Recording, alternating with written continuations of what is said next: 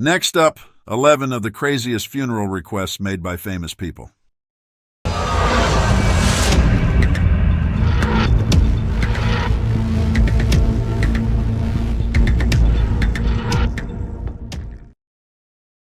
In at number 11, Tupac Shakur. His ashes were smoked by members of his old group Outlaws. It was only a hearsay for a very long time that members of the hip-hop group Outlaws had smoked Tupac's ashes after his funeral. But the story was verified in 2011. The Huffington Post reports that Outlaws members told Vlad TV that, yes, it's totally true. Together with his mother and family, we held a small memorial for him. We had gone to the beach and threw in a lot of his favorite shit there. He loved orange soda, marijuana, and chicken wings. We were saying goodbye to Pac by giving him the kind of shit he loved. If you listen to Black Jesus, he said, last wishes, smoke my ashes. He had made that request. How serious was he about it exactly? We took it serious. Number 10, Hunter S. Thompson had his ashes blasted out of a cannon. According to rumors, actor Johnny Depp, a friend of Thompson's who participated in the film adaptation of his book Fear and Loathing in Las Vegas, spent $3 million to make this odd wish happen.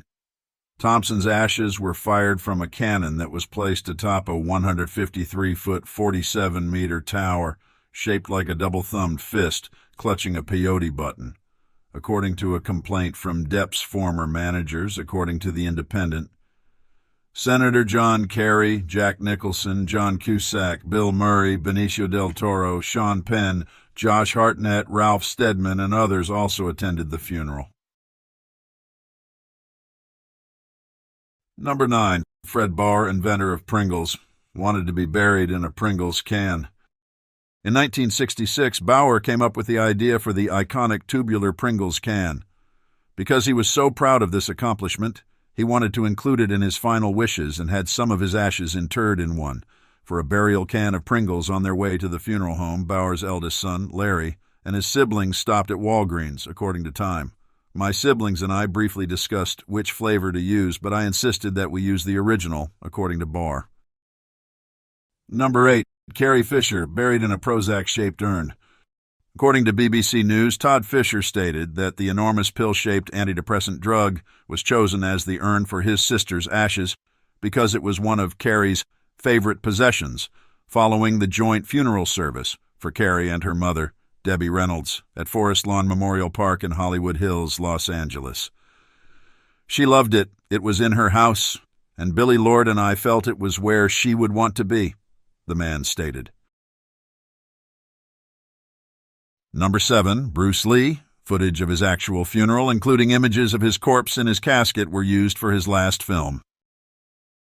Before his passing, Lee had begun production on the movie Game of Death, but he took a short break to begin work on Enter the Dragon, which would end up being his only Hollywood production. Lee had barely completed roughly 40 minutes of film when he passed away, and Screen Rant reports that the project was abandoned, but a few years later, Golden Harvest made the decision to release the movie anyway. In order to get around this reality, the plot of the movie was changed. Stand-ins for Lee were played by actors, and footage from some of Lee's earlier movies was reused. Game of Death also incorporated footage from Lee's actual funeral, which is used in a scene where the main character faked his death, in what became a highly criticized move, the story said. One of the images clearly showed Lee's face inside the coffin. Number 6, Luke Perry, the 90210 and Riverdale star, requested that he be laid to rest in an eco-friendly mushroom burial suit. Following his passing, his daughter Sophie Perry provided the following poignant story and intriguing photo. Her caption read, "In December, I went to San Francisco with 2 of my best friends. One of them had never been to California, so we went to show him the redwoods. I took this picture while we were there because I thought, damn, those mushrooms are beautiful. Now, mushrooms hold an entirely new meaning for me. Any explanation I give will not do justice to the genius that is the mushroom burial suit, but it is essentially an eco-friendly burial option via mushrooms. All I can say is that you should all look into them. My dad discovered it and was more excited by this than I have ever seen him. He was buried in this suit, one of his final wishes. They are truly a beautiful thing for this beautiful planet, and I want to share it with all of you. Number 5. Arch West, inventor of Doritos, buried with his beloved Doritos. West's remains were cremated, but in a very unusual move. The urn was interred in a box in a nearby Dallas cemetery. Before covering the urn with dirt, the family requested that visitors to the burial service be permitted sprinkled Doritos around the box as a tribute. According to Reuters, West's daughter, Jana Hacker, said at the time, "He would think it is hilarious. The cemetery does not mind because they are biodegradable." Number 4. James Doohan, the Star Trek star, had his ashes flown into space. Richard Garriott, a video game developer and businessman, is said to have smuggled Doohan's ashes aboard the International Space Station.